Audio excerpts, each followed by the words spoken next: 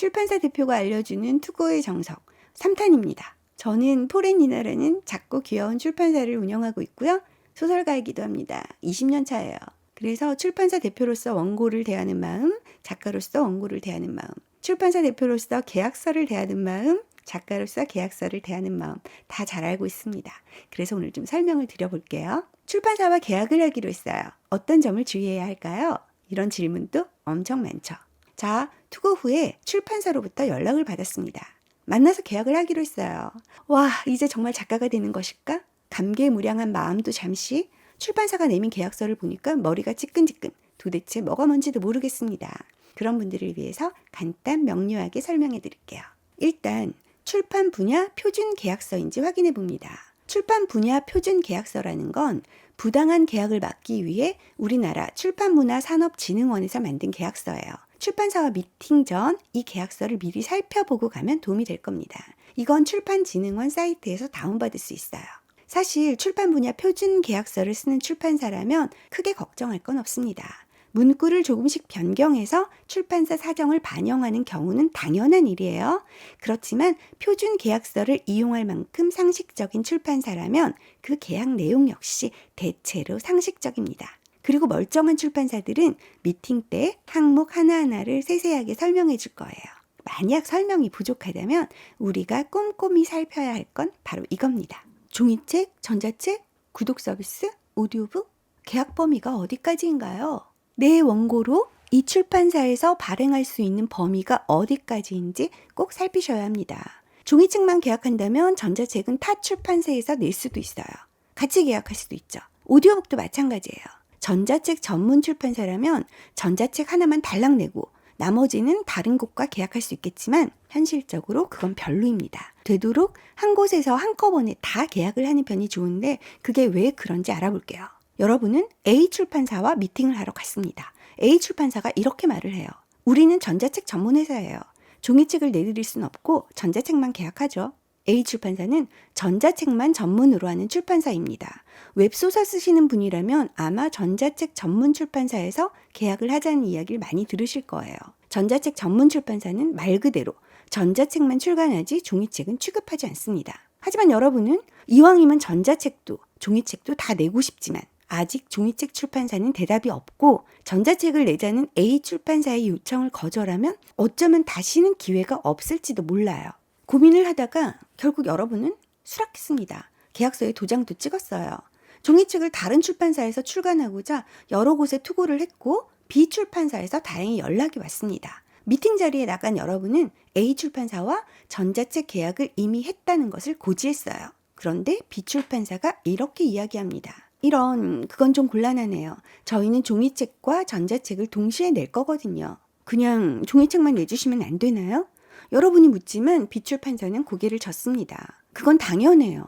왜냐하면 종이책은 알다시피 초기 비용이 많이 듭니다. 종이값, 인쇄비, 물류비, 서점 유통비 등등 말이에요. 그런데 전자책 제작 비용은 고작 10만 원에서 20만 원이면 끝입니다.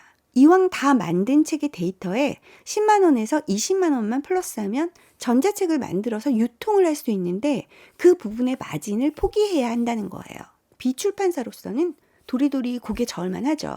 전자책이 많이 팔리는 시대라고는 해도 그래봐야 종이책의 10%에서 20% 내외를 차지할 뿐인데 어쨌거나 푼돈을 들여서 부가 수익을 남길 수 있는 걸 출판사에게 하지 말라고 하니 좋아할 곳이 없겠죠. 우리 포렌이나 출판사도 마찬가지입니다. 아무리 좋은 원고라도 전자책 제작이 불가능하다면, 즉 타 출판사와 이미 발행 계약을 맺은 책이라면 계약하지 않습니다. 같은 원고가 두 가지 버전이 될 거예요. 출판사 이름도 다르고 표지도 다르겠죠. 거기다가 교정, 교열 원칙도 동일하지 않습니다. 그런 식으로 유통되는 것이 싫기 때문이에요. 물론 아닌 출판사도 있을 거예요. 전자책 낼 생각이 없는 출판사도 있을 테니까요. 하지만 전자책만 따로 계약할 경우 그만큼 선택의 폭이 확 좁아진다는 건 반드시 알아두셔야 합니다. 제가 이런 얘기를 하는 건 출판사의 사정은 이러이러하니 이러이러한 부분들을 여러분이 인지하고 있으면 선택이 좀 쉬워지지 않을까 해서예요. 그리고 오디오북 계약. 출판사가 하자고 하는데 안 된다고 할 작가님은 없겠죠? 오디오북은 제작비가 꽤 많이 듭니다. 오디오북만 전문으로 하는 출판사는 전무하다시피 하고 개인이 혼자 할 것도 아니니까 출판사에서 오디오북도 함께 계약하시죠 라고 말을 한다면 절대 거절하면 안 됩니다. 잘된 일이니까 무조건 사인하시면 됩니다. 이 책은 포렌니나가 처음 오디오북을 제작했던 거예요.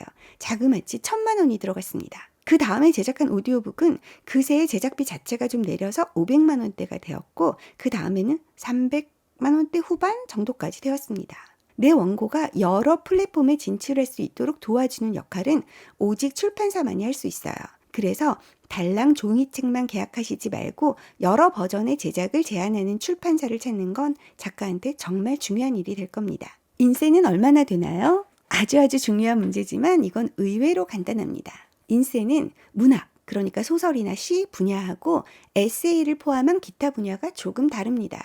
에세이를 포함한 실용서 같은 그런 기타 분야의 책들은 인세의 폭이 조금 넓은 편인데요. 신인 작가의 경우 6%에서 7%가 일반적이고 나머지는 10%입니다. 시나 소설 등 문학은 무조건 10%입니다. 문학은 신인과 유명 작가를 나누지 않아요. 정말 아닌 곳도 있겠지만 거의 없다고 보시면 됩니다. 단 시나 소설의 사파의 비중을 늘려서 일러스트 작가와 협업의 수준이 된다면 이야기가 조금 달라져요. 출판사에서 생각하는 인세의 최대치는 10%입니다. 그러니까 그 10%를 적정 비중으로 나누어 주는 것이죠. 예를 들자면 챕터마다 일러스트가 들어간 문학책이라면 7대3 정도로 작가가 7, 일러스트레이터 3, 그 정도죠. 그 외 경우는 10%라고 보면 됩니다. 전자책은 사실 평균치를 내기도 힘들어요. 출판사 대표들끼리도 모여 앉아서 도대체 전자책 인세를 어떻게 결정하느냐 고민할 때가 많은데 전자책 전문 출판사의 경우는 인세가 꽤 높습니다. 적게는 30%, 많게는 70%까지도 간다고 들었어요. 짱짱 인기 많은 작가는 90%까지 가기도 한다고 하더라고요. 하지만 종이책과 전자책을 같이 하는 출판사는 그렇지 않습니다. 종이책과 같이 하는 출판사라면 출판사 수익의 20%, 30% 수준으로 생각하면 얼추 맞을 거예요. 매출의 20%, 30% 아닙니다. 수익의 20%, 30% 수준이에요. 전자책 전문 회사와 차이가 나는 건 책 한 권을 출간하는 기본 비용이 다르기 때문이라고 생각하면 아마 이해가 쉬울 거예요. 매절로 계약을 하자는데 매절이 뭔가요? 이런 질문도 많이 받습니다. 매절을 이야기하자면 바로 이 구름빵 그림책 이야기를 할 수밖에 없겠어요. 하도 유명한 일이라서 아시는 분들 다 아시겠지만 백희나 작가는 매절로 한솔수북 출판사와 계약을 했습니다. 매절이라는 건 인세 계약이 아니라 한 번에 목돈 한 번 받고 끝이라는 겁니다. 그래서 이후 구름빵이 희대의 히트를 쳤지만 정작 백희나 작가의 손에 남은 건 별로 없었어요. 그렇다면 이건 불공정 계약이었을까요? 한솔수북 출판사는 진짜 못돼 먹은 양아치 출판사였을까요? 백희나 작가는 매절이 뭔지 알고 있었을 겁니다. 실제로 매절 계약은 아무렇지도 않은 듯 출판계에서 행해져 왔던 관례예요. 출판사 입장에선 목돈 들어가는 게 어렵지만 나름 모험하는 마음으로 작가에게 목돈을 주는 거고 작가 입장에선 어쩌면 실패할지도 모르는 책인데 이만큼 당겨받고 끝내는 게 나은 계산이라는 생각도 할 수 있는 거예요. 매절은 상대방의 묵인하에 이루어지는 계약입니다. 매절이 무조건 나쁜 계약이라는 생각이 팽배해 있기 때문에 포렌니나는 절대 매절 계약은 하지 않아요. 물론 글 쓰는 작가들에게 매절은 말도 안 되는 소리지만 그림 그리는 일러스트레이터들과 계약을 할 땐 여전히 매절이 많습니다. 오히려 인쇄 계약을 해달라고 출판사에서 일러스트레이터에게 사정을 하는 일이 많아요. 무슨 말이냐면 그림 작가분들은 매절을 선호하는 분들이 엄청 많다는 겁니다. 여전히요. 실컷 그려놓고 푼돈을 받느니 한 번에 목돈 받는 게 낫다는 판단을 하는 거예요. 그건 번역가들도 마찬가지입니다. 저도 번역을 하고 있어요. 번역을 하지만 인쇄 계약? 노노. 절대 안 합니다. 그냥 매절 받습니다. 하지만 그림이나 번역을 제외하면 문제가 또 달라져요. 결론부터 말하자면 내가 그림 작가도 아니고 번역가도 아니라면 매절은 절대 금지입니다. 우리가 쓰는 소설이나 동화, 에세이 등은 나중에 어떤 부가가치를 창출하게 될지 몰라요. 영화가 될 수도 있고 드라마가 될 수도 있고 웹툰이 될 수도 있습니다. 매절하면 그런 거 다 날아가요. 소설 사파는 소설을 떠나면 그 의미가 없겠죠. 번역은 원작자가 있기 때문에 언제나 그림자입니다. 그러니 2차 저작권 판매와는 거리가 있어요. 하지만 자신의 원고를 가진 사람은 엄청난 부가가치를 속에 숨긴 것이기 때문에 매절은 노노. 절대 그런 계약은 하시면 안 됩니다. 2차 저작권 판매 이야기도 좀 할게요. 이런 질문 받아요. 2차 저작권이 판매되었을 시 출판사와 그 몫을 나누어야 한다는데요. 아니, 내 소설이 영화사에 팔린 건데 그건 내 거잖아요. 그걸 왜 출판사와 나누어야 하나요? 이거 불공정 거래 아닌가요? 맞아요. 맞는 말이에요. 소설을 쓴 건 여러분이에요. 동화를 쓴 건 여러분이에요. 그래서 표준 계약서엔 이렇게 명시되어 있습니다. 이 원고의 저작권자는 당신이다. 그래서 2차 저작권도 다 당신 것이다. 당연한 말이에요. 출판사는 그 어떤 권리도 가지지 않습니다. 출판사가 갖는 건 발행권, 즉 책을 만들어 팔 수 있는 권리일 뿐이에요. 그런데 왜 출판사의 몫을 떼어줘야 할까요? 그건 출판사가 여러분의 2차 저작권을 중개하는 역할을 하기 때문이에요. 출판사는 여러분의 원고를 영화사나 드라마 제작사에 팔기 위해서 원고를 품에 안고 뛰어다닙니다. 여기저기 도서와 요약본과 소개 자료를 돌리고 미팅을 하죠. 그래서 계약을 이끌어내는 것이에요. 그런 일을 두고 저작권 중개 대리라고 합니다. 표준 계약서에는 작가가 다 알아서 해도 된다고 되어 있어요. 단 출판사에 저작권 중개 대리를 맡길 경우 그 범위와 비용을 특약으로 정하라고 나와 있습니다. 그러니 원하지 않는다면 여러분이 다 알아서 혼자 하고 싶다면 그렇게 하시면 돼요. 출판사도 당연히 오케이 할 거예요. 네, 제가 직접 할래요. 어떻게 하면 되죠? 이렇게 또 질문이 나오겠죠. 영화사나 드라마 제작사에 친분이 없다면 그쪽 일이 어떤 식으로 돌아가는지 그 바닥을 전혀 모른다면 사실 여러분은 아무것도 할 수 없어요. 책이 불티나게 잘 팔려가지고 드라마 제작사와 영화사가 돈다발을 싸들고 여러분을 직접 찾아올 때까지 기다려야 합니다. 만약 그 바닥을 잘 아는 여러분이라면 혼자서도 충분해요. 그리고 책이 달러구두 꿈 백화점만큼만 팔린다면 가만히 있어도 다들 찾아옵니다. 하지만 그렇지 않다면 출판사에 저작권 중개 대리를 맡기는 게 당연히 나아요. 정말 당연히요. 출판사는 책을 팔아 돈을 버는 기업이니까 여러분의 책을 아무런 추가 비용 없이 마케팅해 주겠지만 2차 저작권이 팔려봐야 수익이 없다면 공짜로 노동력을 제공해 줄 리가 없겠죠.